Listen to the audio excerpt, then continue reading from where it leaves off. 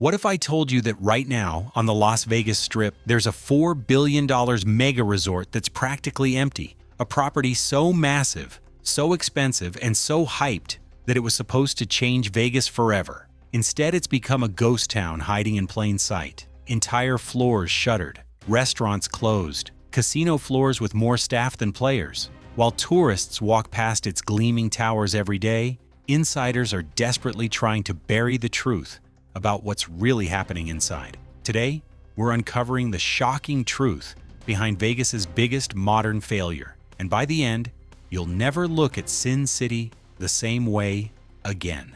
Number 9. The hype that never matched reality. Picture this: June 2021. The Strip is buzzing with anticipation as Resorts World Las Vegas throws open its doors after 14 years of development hell. $4 billion, 3,500 rooms. The largest resort built on the Strip in over a decade. Celebrity appearances flooded social media. Celine Dion, Carrie Underwood, and Katy Perry announced residencies. The opening party stretched 3 days with fireworks that could be seen from space. Media outlets called it the resurrection of Vegas luxury, the future of hospitality, a game changer. But here's what they didn't tell you. Those packed casino floors on opening night, industry sources reveal that over 70% were comped guests, media personnel, and employees from other properties given free passes. The viral TikToks showing massive crowds, filmed during carefully orchestrated peak moments, while entire sections remained empty just hours later. Former employees paint a different picture. Booking projections that promised 90% occupancy by month 3 never materialized. Instead, reservations struggled to break 60% even during peak summer months. The Hilton brand rooms, marketed as affordable luxury, sat empty while tourists chose familiar names like MGM or Caesars. The Conrad and Crockford's towers, positioned as ultra-luxury, couldn't compete with established high-roller favorites like Wynn or Four Seasons. The hype machine worked overtime, but reality hit fast. Within 6 months, room rates quietly dropped 30%. Marketing pivoted from redefining luxury to desperate package deals. The revolution never came. But if you think mismanaged expectations were bad, wait until you hear where they decided to build this monument to excess. Number 8. The location problem no one wanted to admit. Every Vegas veteran knows the unspoken rule of the Strip. Past Encore, foot traffic dies. Yet somehow, Resorts World's developers convinced themselves they could break this curse. They were catastrophically wrong. Built on the bones of the old Stardust, the property sits in what locals call the Twilight Zone. Too far north for casual strip walkers, too isolated from the central action. While Bellagio and Caesars enjoy rivers of pedestrians flowing between properties, Resorts World watches tumbleweeds. After 10 p.m., foot traffic drops by 65% compared to mid-strip properties. Security guards privately admit they see more employees walking outside than actual guests. The numbers are brutal. Heat mapping studies show that only 15% of Strip visitors venture north of Wynn during their stay. Those who do rarely make it to Resorts World unless they're specifically heading there. The property might as well be on another planet. Even the promised pedestrian bridge to the convention center, meant to capture business travelers, sits eerily empty most days. Taxi drivers know the truth. Nobody asks for Resorts World, one veteran cabbie told me. They ask for Wynn and maybe walk over, maybe. Uber data confirms it. Pickup requests from the property are 40% lower than any other major Strip resort. The isolation creates a death spiral. Fewer walk-ins mean less casino action. Less casino action means fewer rewards for high rollers. Fewer high rollers means less prestige. Less prestige means even fewer visitors. The location they thought would give them breathing room became a prison. But an empty building in a bad location is one thing. What happens when you can't even fill the rooms inside is where this story gets truly shocking. Number 7. Rooms they can't fill. 3,500 rooms across 3 luxury brands. That's more than Bellagio and Aria combined. The sales pitch was simple. Something for everyone. Hilton for families. Conrad for business. Crockford's for whales. Instead, they created 3,500 problems they can't solve. Walk through the towers midweek and you'll notice something unsettling. Entire floors sit dark. Elevators skip them entirely. Housekeeping staff, speaking anonymously, confirm what management denies. They routinely close 15 to 20 floors during slow periods to slash operating costs. That's nearly 600 rooms pretending they don't exist. The math is devastating. While press releases tout strong performance and exceeding expectations, leaked internal documents tell the real story. Tuesday through Thursday, occupancy in October 2024 dropped below 38%.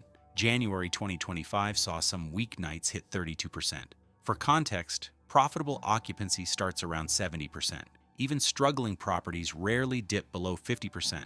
Former revenue managers reveal the desperate tactics. Rooms listed at $400 get slashed to $89 on hotel booking sites under hidden promotional codes. Entire wings get offered to conventions at barely break-even rates. They're essentially paying people to stay there. The Crockford's Tower, marketed as ultra-luxury competition for Wynn Tower suites, operates at 25% capacity most weeks. The Conrad, pitched at business travelers, can't compete with established Marriotts or Hyatts that offer better loyalty programs. One front desk employee summed it up perfectly. We're not a hotel, we're a storage facility with beds. But empty rooms might be forgivable if guests understood what the resort was trying to be. Instead, they got something much worse. Number 6, the branding confusion. What exactly is Resorts World? After 3 years, nobody knows. Not guests, not employees, maybe not even management. The property suffers from multiple personality disorder. The entrance screams Asian luxury, with red lanterns and jade sculptures. Turn left, and you're in an EDM nightclub that feels lifted from Miami. Turn right, and there's a British pub next to a Singapore street food market. Upstairs, a Korean BBQ restaurant neighbors a steakhouse trying to be Gordon Ramsay. It's architectural whiplash. Guest reviews are brutally consistent, soulless, confused. Like a mall, not a casino. The property tried capturing Asian high rollers, millennial party crowds, convention business people, and family tourists simultaneously. Instead of creating versatile spaces, they created chaos. The Feng Shui-inspired lobby clashes with the Instagram bait LED ceiling. The meditation garden sits 50 feet from a thumping day club. Nothing flows, nothing connects. Even the naming confuses people. Resorts World sounds generic, corporate, sanitized. It lacks the instant identity of Bellagio, Caesars, or Venetian. Tourists constantly confuse it with Resorts World, the unrelated company. Others think it's a shopping mall. The 3 hotel brands inside create more confusion. Guests book Hilton expecting Hilton standards and get a completely different experience. Marketing can't figure out the message either. Advertisements swing wildly between ancient Asian elegance and future of Vegas nightlife. Social media promotes family-friendly pools next to adults-only parties. Former marketing employees describe strategy meetings as civil wars between competing visions. Vegas properties need identity. Bellagio means elegance. Luxor means Egypt. Circus means families. Resorts World means nothing to everyone, but confused branding might be forgivable if the entertainment delivered. That's where this disaster gets personal. Number 5. The entertainment collapse. The residencies were supposed to be the crown jewel. Celine Dion, Carrie Underwood, Katy Perry, Luke Bryan. Finally, Resorts World would compete with Caesars and MGM for a list talent. 3 years later, it's a graveyard of canceled dreams. Start with the theater itself. 5,000 seats. State-of-the-art everything.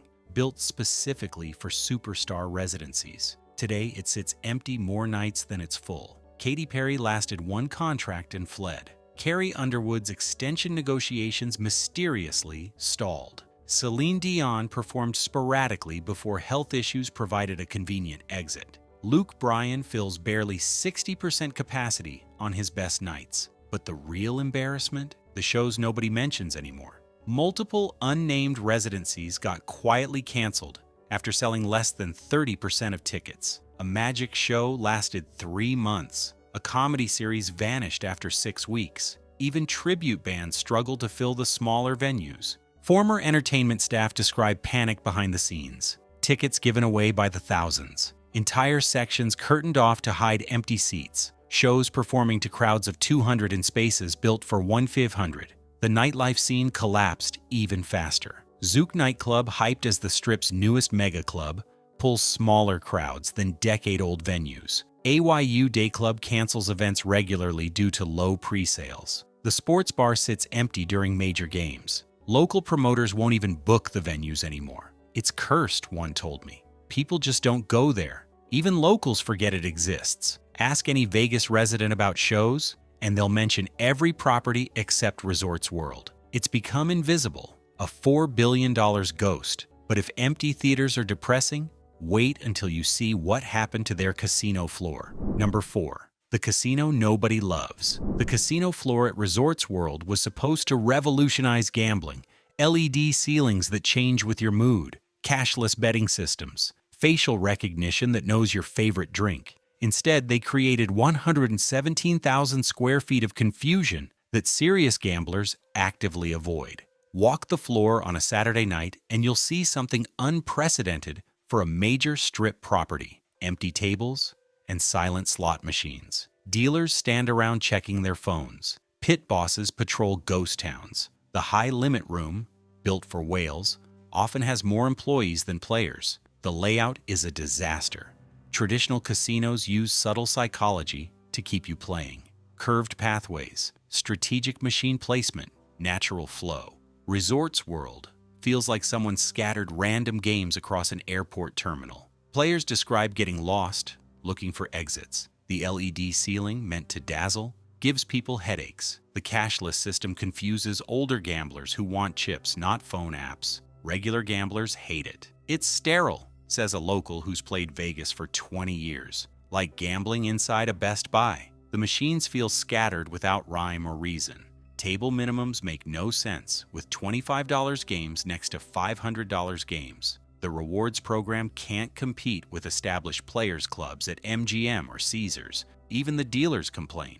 The facial recognition system creeps everyone out. Automated drink ordering means less tips. The focus on technology eliminated the human touch that makes gambling social. One dealer told me, "It feels like working in a laboratory, not a casino." Weekend occupancy barely hits 50% on the main floor. Weeknights see entire sections empty. The sportsbook regularly has more screens than bettors. But if you think an empty casino is troubling, what happened to the staff reveals something darker. Number 3. The staffing exodus. Within 12 months of opening, Resorts World lost over 800 employees. Not laid off, they quit. The exodus was so severe that department managers started offering signing bonuses just to maintain minimum staffing levels. The stories on Indeed and Glassdoor paint a horrifying picture. Dealers describe being watched by dozens of cameras with supervisors critiquing every hand dealt. Bartenders report being written up for chatting with guests too long. Housekeepers say they were timed down to the second, with bathroom breaks monitored. One review simply stated, "Run. This place will destroy your soul." The scheduling system became weaponized chaos. Full-time employees suddenly found themselves cut to 20 hours. Others got called in with 30 minutes notice. Managers used scheduling as punishment, giving awful shifts to anyone who complained. The turnover rate hit 67% in year one, compared to the industry average of 30%. Pit bosses with decades of experience walked away from six-figure salaries. Veteran cocktail servers who survived COVID lockdowns couldn't last 3 months. Even security guards, typically the most stable positions, fled in droves. The employee cafeteria, once bustling with hundreds during lunch, now serves maybe 40 people. Former HR staff reveal the panic behind scenes, exit interviews that nobody read, retention bonuses that came too late, desperate recruiting from Philippines and Eastern Europe to fill positions Americans wouldn't take. They're not hiring employees anymore. They're buying bodies. The property hemorrhages institutional knowledge daily. New dealers don't know the regulars. Managers don't understand the systems. Service quality spirals downward. But if bleeding staff wasn't enough to kill the dream, wait until you experience their technology revolution that became a nightmare. Number 2. The tech that backfired. Resorts World promised the future of hospitality. Facial recognition check-in, robot bartenders, digital everything. What they delivered was a masterclass in how technology can destroy the human experience. The digital room keys failed catastrophically. Guests report standing outside rooms for 20 minutes while apps crashed. The facial recognition system flagged false positives constantly, locking out legitimate guests while somehow admitting strangers. One family got assigned to an occupied room 3 times in one night. Security called it standard technical difficulties. The robot bartenders became a running joke. They pour wrong drinks, break down during rush hours, can't handle special requests. Guests wait 15 minutes for a basic vodka soda while the machine recalibrates. The human bartenders they replaced were faster, friendlier, and actually knew how to make drinks, but they cost more, so robots won. Cashless gaming confused everyone over 50. The app required for ordering drinks crashes constantly. The QR code menus at restaurants need 5 steps to access. The smart mirrors, in rooms that should display weather and news, mostly show error messages. The automated concierge can't answer basic questions that any human would know instantly. But the creepiest failure? The facial recognition system throughout the property. Cameras track you everywhere, from casino to restaurant to elevator.